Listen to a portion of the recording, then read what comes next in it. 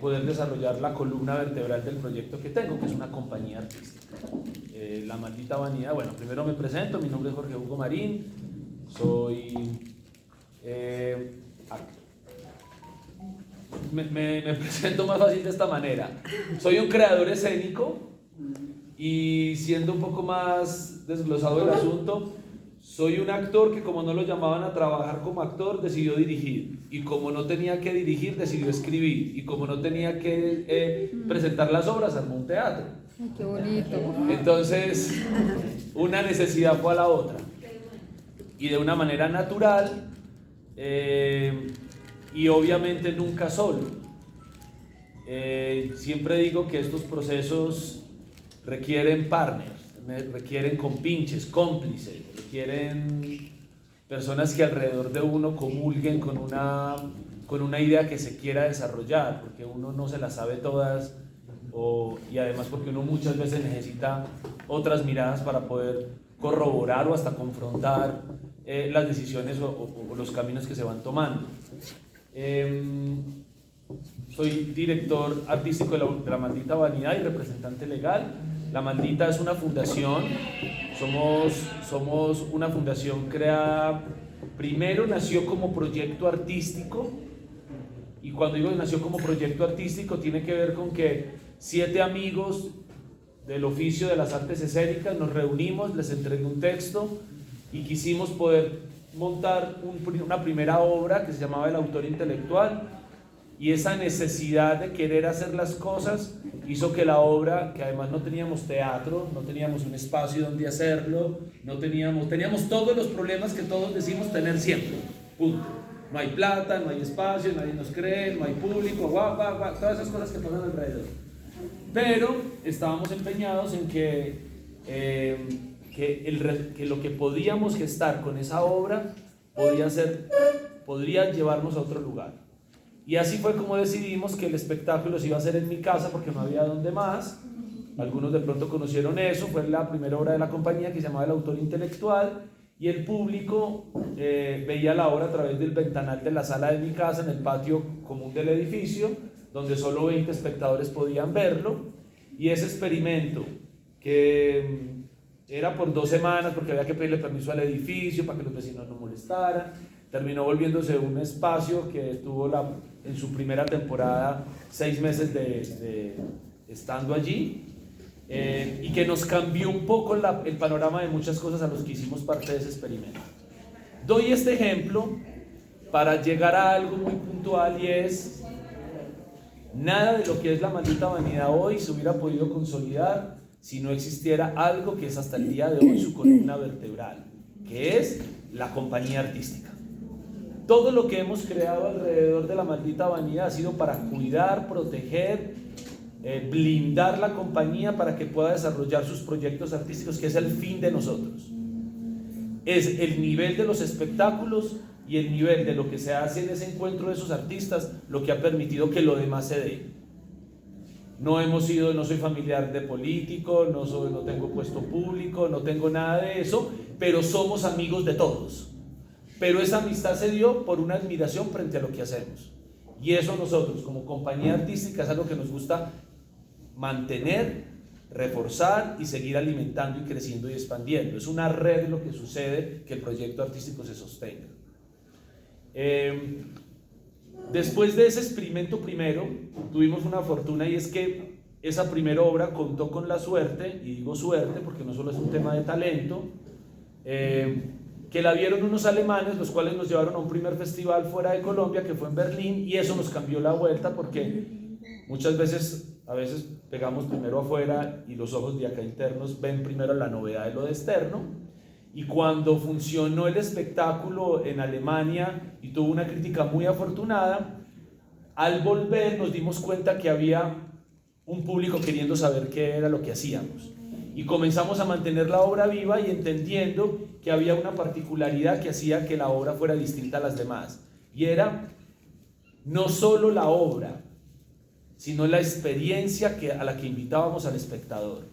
La gente no hablaba de la obra, sino: miren, es una obra que uno llega a una casa, toca un timbre, lo llevan a un patio, si llueve te toca ponerte paraguas, te dan un tinto, o sea, todo lo que nosotros veíamos como algo malo, improbable o no viable, se volvió un plus para la propuesta. Cuando identificamos eso, entonces yo dije, listo, hagamos un segundo experimento, ahora vámonos a otra casa, y ya no es la sala de la casa, sino una cocina, y allí construimos otra historia. Y eso hizo que el público que estaba en la primera fuera creciendo a la segunda. Todavía no teníamos sede, todavía no teníamos, digamos, una infraestructura que permitiera poder desarrollar de una manera más profesional el asunto, desde lo logístico, desde la producción, pero sí estaba desde lo artístico. Y quienes hacemos parte de ese colectivo son egresados de diferentes escuelas de arte dramático del país, que por algún motivo nos convocaba a Bogotá porque queríamos desarrollar nuestro oficio acá, y yo soy de Medellín, y había gente de Manizales, de Cali, de Cartagena, de Boyacá y de Bogotá. Entonces hicimos una mezcla entre un equipo artístico que lo que buscaba sistemáticamente era crear obra. Hicimos un segundo experimento, y el segundo experimento nos dimos cuenta que las mismas personas que nos habían llevado a Alemania querían saber más de esto, y nos dimos cuenta de algo muy importante, y es el fin de nosotros como creador. Sí es presentar la obra, pero es crear vínculos que no solamente sea el vínculo para pagar una obra, sino para crear un camino juntos donde en algunos casos productores, programadores, personas del oficio que no necesariamente son actores, ven el seguimiento de tu proyecto. Entonces lo que hicimos fue a buscar a esas mismas personas, decirles, ustedes ya hicieron un primer experimento con nosotros, les gustó, quisiéramos poder llevar un segundo. Y yo creo que puede ser una paisada mía, pero porque vengo de familia negociante y todo eso. Entonces, que cuando estos alemanes nos acercaron y dijeron, tienen un segundo espectáculo, yo me había dado cuenta en el primer acercamiento que tuvimos allá, que había una ola alrededor de los artistas que habían de todas partes del mundo, que todos decían, yo traigo una tetralogía, el otro decía una saga teatral, el otro decía, esto es una investigación. Entonces yo veía que eran proyectos muy grandes, que se presentaban en teatros muy grandes, y mi obra era una trufa para 20 espectadores en un patio. Primero, rompimos algo que era un paradigma de la producción. Nadie con 2 dedos de frente te diría que 7 personas que hacen un espectáculo pueden viajar por el mundo para una obra donde solo la ven 20. Eso en números es inviable. Eso para un productor que hace una escuela de formación de producción dice, usted está loco. Pero ese espectáculo para 20 personas, gracias a la experiencia que se permitía, lleva como 54 festivales en el mundo, ha sido traducida a 5 idiomas, nos ha permitido conocer lugares que en mi vida me imaginé, pero insisto, fue ese producto, esa obra como tal, y capitalizar lo que habíamos encontrado allí, que nos dimos cuenta, esto funciona y hay que mantenerlo vivo. ¿Qué funcionaba? Primero, el equipo artístico. Había algo en la sinergia que se creó, que eso muchas veces, por más que usted haga casting, por más que usted sea el putas y tenga toda la plata para pagar, no se da. Y es, siempre lo digo, y eso a través de los años lo corroboro, lo importante no es hacer la obra, sino mantenerla. Usted piensa en el escenario para crear la obra, pero tiene que pensar en el camerino para sostenerla. Es pensar en la humanidad de las personas que están, cuáles son sus necesidades, por qué están acá porque necesitan 2 pesos y irse, o es alguien que quiere desarrollar su oficio. Si uno no hace un diagnóstico de eso puede ser una olla express que en cualquier momento explote, y lo más probable, como sucede a menudo, es lo que destruye el espectáculo. Yo he visto obras muy buenas, con gente muy buena, que el no relacionamiento en lo personal destruyen los proyectos, ¿sí? En no ponernos de acuerdo en decir, tú estás acá ¿por qué? ¿Quieres hacer una obra y perderte? ¿Quieres entrenar simplemente? ¿Te interesa crear un proyecto? Y me di cuenta, y nos dimos cuenta, que los que estábamos ahí teníamos algo en común, queríamos hacer grupo. Entonces, eso hasta el día de hoy seguimos batallando, cada tanto hay problemas, cada tanto hay dificultades, todo el tiempo hay obstáculos, pero entendemos siempre que nos reúne acá el amor por un oficio. Entonces hagamos que esto se sostenga. ¿sí? Lo otro, hicimos el segundo experimento, los alemanes nos copiaron también, entonces yo dije, como todo el mundo hablaba de tetralogías, todas esas vainas, dije, no, esto es una trilogía. ¿Y esa trilogía de qué va? Entonces la primera obra era una familia disfuncional colombiana, clase media, que es lo que reconozco en mi ADN, donde crecí y viví, donde son unos hijos tratando de resolver qué hacer con una madre que ya no puede consigo misma y que se la están turnando más o menos. Identificar que había una clase media que se identificaba con eso, pero más allá, que la problemática de la obra era universal, partiendo de algo local, de lo que soy. Yo no pretendí, ni mi grupo pretendió ver cómo hace una obra este otro grupo, o cómo estos le pegaron al éxito, o cómo estos hacen, no, nos cerramos en qué quiero contar, y qué tengo a la mano, lo que soy. ¿Y qué soy? Soy un hombre que en un país como Colombia, que nació en una ciudad como Medellín, con estas relaciones, con este contexto. La obra habla de eso. Y resulta que eso tan local es lo que le da universalidad, porque cuando tú vas a otros contextos, la gente no quiere ver obra, quiere ver país, quiere ver qué hace, cómo entienden el oficio esas personas en ese lugar del mundo. Y nosotros descubrimos eso al rápidamente poder salir de Colombia. Eso fue una gran ventaja. El quitarnos como ese capote de nos sentimos menos, nos sentimos que no tenemos cómo, y cuando llegabas a esos contextos nos dábamos cuenta que antes teníamos más de lo que pensábamos, que en muchos países donde decimos desarrollados y con una tradición escénica más grande, los artistas tenían los mismos líos de nosotros, no hay plata, no nos ponen atención, no hay nada, es lo mismo. Entonces quitarnos ese problemita de encima nos hizo entender, si todos tienen las mismas problemáticas, pues sigamos haciendo y vemos cómo las vamos desarrollando en el camino. La idea es que no se vuelva monólogo, sino que me pueden levantar la mano y preguntar.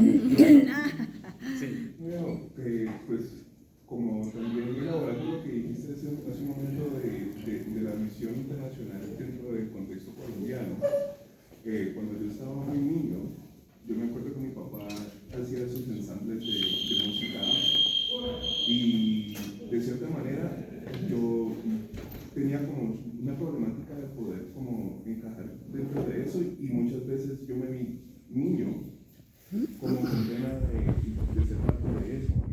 O sea, qué locura, ¿no? Me tocó ir a Europa ya cuando tenía como 14 años y ver el acogimiento de las personas de esas culturas, que ellos miraban a mi papá con el ensamble tocando y era como que queremos eso, ¿me entendés? Entonces es como viajar el mundo y darse uno cuenta de que muchas veces esa casita fea con el piso de bareque, para un europeo eso es algo que tiene mucho amor y que tiene un espíritu. Para nosotros es marica, yo quiero vivir en los actos de yo no sé qué, con la vista de yo no sé cuánto, con esto, ¿cierto? Pero muchas veces en esas sencillez y en esas cosas que son muy mundanas para nosotros, son las cosas que terminan siendo como ese foco de atención para las personas en otros países.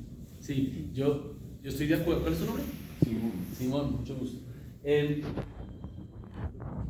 Sí, es que de alguna manera tenemos muchos prejuicios y muchas veces no nos damos cuenta que el mayor potencial está en nosotros mismos y que lo que somos es lo que determina lo que podemos transmitir y lo que podemos comunicar. Y claramente en la cultura, cuando uno ve el poder cultural de un país como Brasil, es porque se ufanan de lo que son.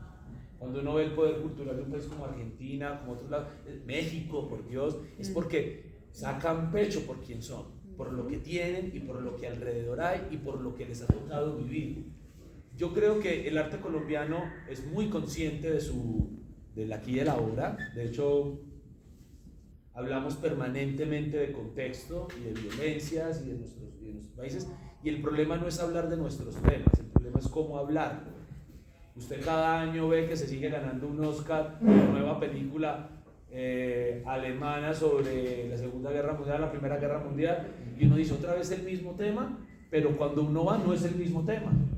Hay una mirada particular y única que alguien hace, que de una problemática general, alguien hace ver lo que otro no había visto. Entonces, lo que ha hecho La Maldita un poco es entender quiénes somos los que hacemos parte de ahí, las necesidades de las historias que se quieren contar los que estamos allí, y muy importante, pensar a medida que hemos venido creciendo, pasando el tiempo, cómo seguir fortaleciendo ese proyecto. Entonces, para fortalecerlo hemos venido haciendo varias acciones. Primero, mantener vivas las obras. Yo al día de hoy, después de 16 años que llevo con La Maldita, puedo decir, un pitch no me sirve para nada. Hacer una reunión con un productor no me sirve para nada. Me sirve que vayan y vean la obra, y después de la obra, si sirve y les gusta, hablamos. Porque vender la sensación de una experiencia escénica, no hay palabra, no hay video y no hay reunión pitch que sirva para eso. El pitch es un formalismo para usted relacionarse con alguien, pero usted lo que necesita no es solo relacionarse, sino hacer que se enamoren de su trabajo. Y yo trabajé, al tiempo que La Maldita se iba construyendo, ya te doy la palabra, que creo que me levantaste la mano allí, al tiempo que iban haciendo La Maldita. ¿Por qué se llama La Maldita Vanidad? Sí, a preguntar eso, justamente. Para que entiendan eso. Yo trabajé durante, gracias, señor. Yo trabajé durante 7 años como asistente de dirección en el Teatro Nacional. Me llevó allí Jorge Alitriana, yo estaba haciendo mi trabajo de grado en la Universidad de Antioquia, y el señor me dijo, si un día va a Bogotá me cuenta y me busca. Y a mí, ¿qué me dijeron? Yo a la semana estaba, señor. Entonces, trabajé 7 años como asistente de dirección, estando en la trasescena de muchos creadores, actores, actrices, y yo veía muchas veces que aunque las propuestas eran muy grandes y muy valiosas, había algo en la vanidad que acababa todo.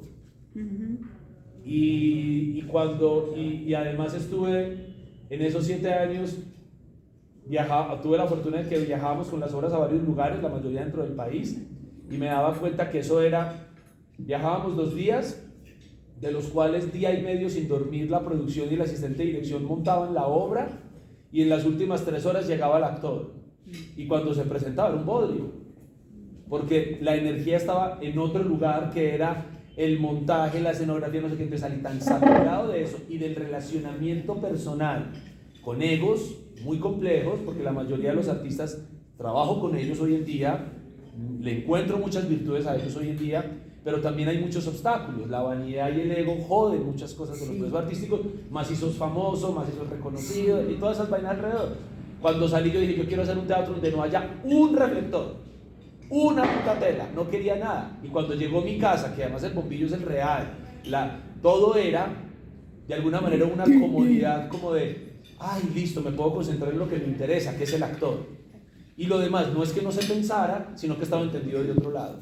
De hecho, se pensaba tanto que muchas veces yo viajo no a ver el teatro, sino la locación. La Maldita en muchos momentos no sigue hasta hoy haciéndolo en muchos casos, y no hacemos obra en un teatro determinado, sino en una locación que intervenimos. Sí, muy